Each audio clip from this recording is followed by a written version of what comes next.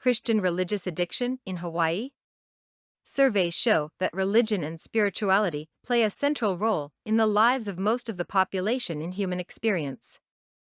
Gallup, 1989, found that 53% of the U.S. population considers religion to be very important in their life, and another 31% considered it fairly important, p. 176. The religious and spiritual dimensions of culture were found to be among the most important factors that structure human experience, beliefs, values, behavior, and illness. Browning et al., 1990, James, 1961, Krippner and Welch, 1992. Researchers, however, report that some individuals have problems that concern their religion. Members of the American Psychological Association reported that at least 1 in 6 of their clients presented issues that involve religion or spirituality. Shafranske and Maloney, 1990.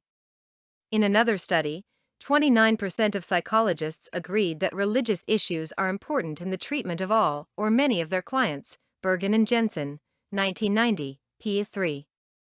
Psychotherapy can sometimes be effective in treating religious problems. Robinson, 1986, noted, some patients have troublesome conflicts about religion that could probably be resolved through the process of psychotherapy. p.22. Religious problems can be as various and complex as mental health problems. One type of psycho-religious problem involves patients who intensify their adherence to religious practices and orthodoxy. Lukoff, Liu, and Turner, 1992, p. 677. Generally, when people speak of addictive diseases, they imply a medical problem. In the past few years, the term addiction has been used to characterize behaviors that go beyond chemicals. Dr. Robert Lefevre, 1988, views addiction as a family disease involving self-denial and caretaking, domination, and submission. p. 9. Gerald May, 1988, states that addiction is a state of compulsion, obsession, or preoccupation that enslaves a person's will and desire. p.14. Schaaf, 1987, defines addiction as any process over which we are powerless. p. 18. She divides addictions into 2 categories: substance addictions, alcohol, drugs, nicotine, food, and process addictions, money accumulation, gambling, sex, work, worry, and religion. Research in the area of religious addiction is deficient. However, there were a few older related studies found in the literature. Simmons, 1977, reports that there is some evidence to indicate that religious people in general tend to exhibit dependency on some external source of gratification. p. 114.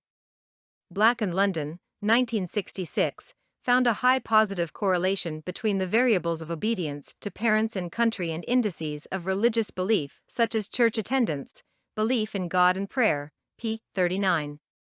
Goldson, et al., 1960, showed that people who were more religious consistently showed tendencies toward greater social conformity than did the non-religious, a finding consistent with the notion that religious people seek external approval.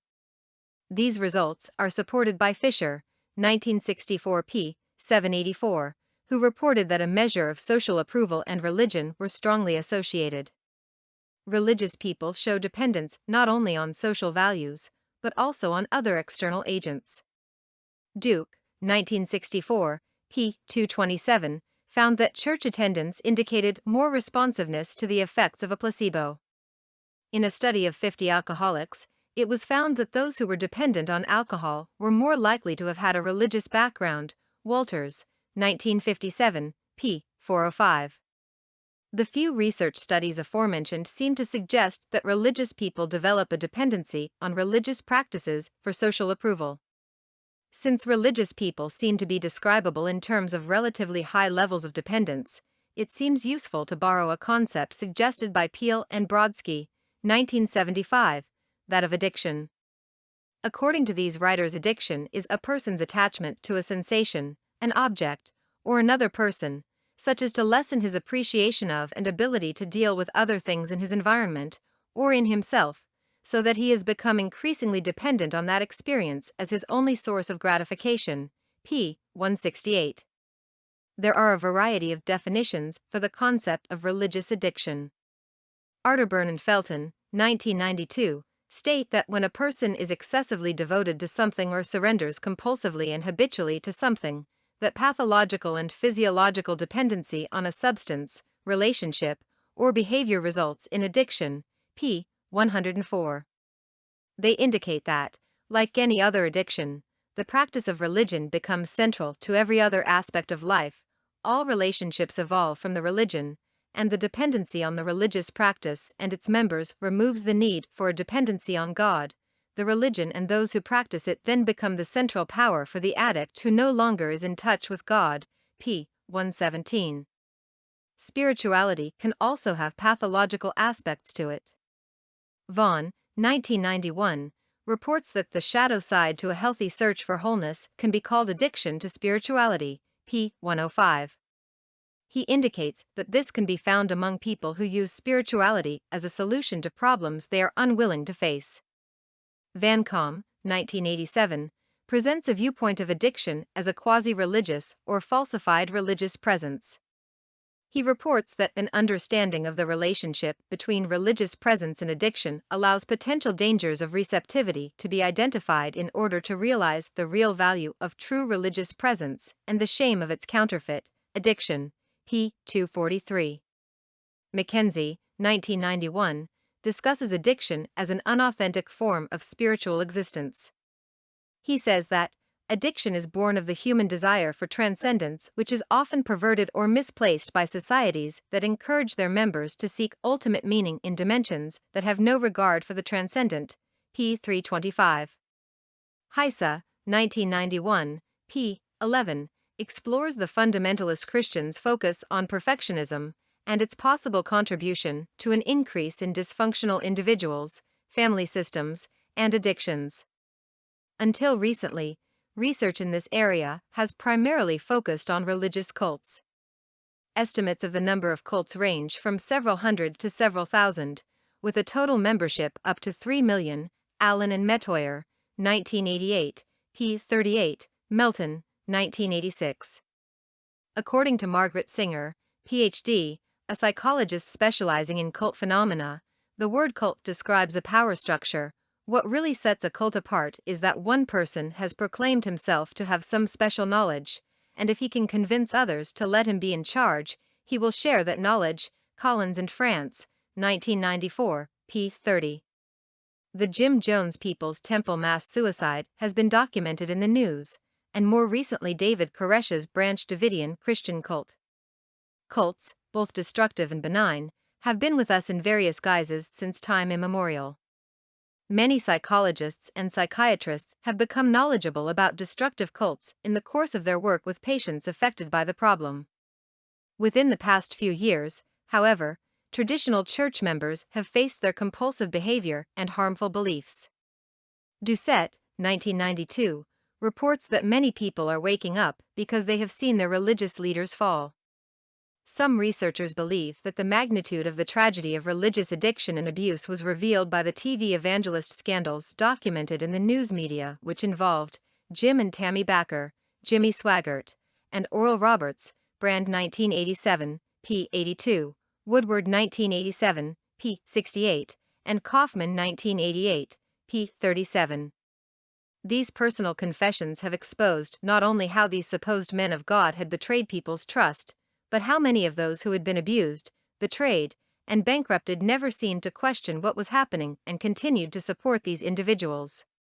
Booth, 1991, states that the Bakker, Swaggart, and Roberts scandals created a national intervention that served to interrupt the progress of this unhealthy phenomenon. p. 38. What had previously been viewed as fanaticism or zealotry increasingly began to be called religious addiction and religious abuse. Booth, 1991, defines religious addiction as using God, a church, or a belief system as an escape from reality, or as a weapon against ourselves or others in an attempt to find or elevate a sense of self-worth or well-being. p. 38. Other researchers use the terms spiritual and psychological abuse to describe the characteristics of religious addiction. In Roth, 1992, says that his book Churches That Abuse is about people who have been abused psychologically and spiritually in churches and other Christian organizations. p. 29. He reports that, unlike physical abuse that often results in bruised bodies, spiritual and pastoral abuse leaves scars on the psyche and soul. The perversion of power that we see in abusive churches disrupts and divides families, fosters unhealthy dependence of members on the leadership, and creates, ultimately, spiritual confusion in the lives of victims. P. 29. The scandals involving TV evangelists created a national intervention by bringing religious addiction and abuse too close to home to be ignored. Those scandals spurred people to act and call for change.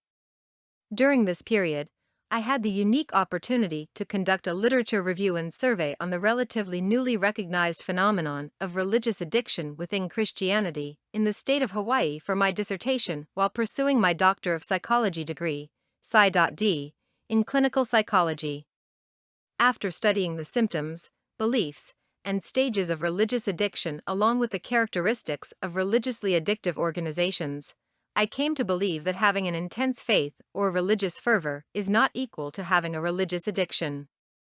Most people experience healthy religion and a spiritual life in which obedience to God is balanced with a freedom to serve others in ways of individual expression.